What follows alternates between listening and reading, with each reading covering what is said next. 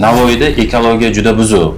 Shu uchun rak kasalligiga duch keladimi degan savolni beradi. Eng ko'p uchraydigan savollardan bittasi fuqarolar o'rtasida rak kasalligi yuqadimi? Ya'niki kim bilandir kontaktda bo'lganda, muloqotda bo'lganda, gaplashganda yoki bo'lmasa jamoat joylarida bitta stolda o'tirib ovqatlanganimda shu insondan menga rak yuqadimi?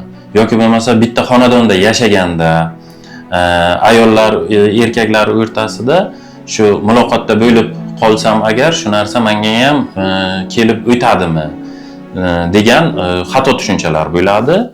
Nima yesam menda rak uchramaydi degan gap.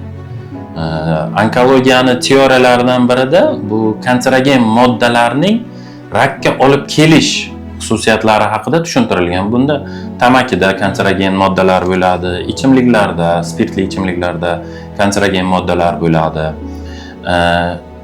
O'simlik yog'larini, hayvonot yog'larini qayta ishlatilganda kanserogen moddalari bo'lishi bu ko'proq ehtimolga ega.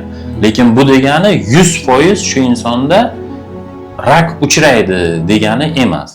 Mani otamda, onamda yoki buvimda rak bo'lgan, значит, men ham rak bo'lamanmi degan savollardan.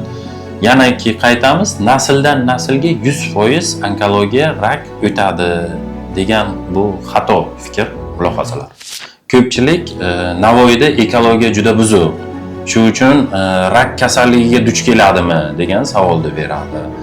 Ekologiya tomonidan o'ylab qaraganda ham, umumiy demografik tomondan o'ylab qaraganda ham statistikani taqqoslab ko'rganimizda barcha shaharlarda tarqalish turi 1-2 ta farq qilmasa, atak hammasi bir xil urovenda, bir xil tarqalish, bir xil son statistikasi ketadi.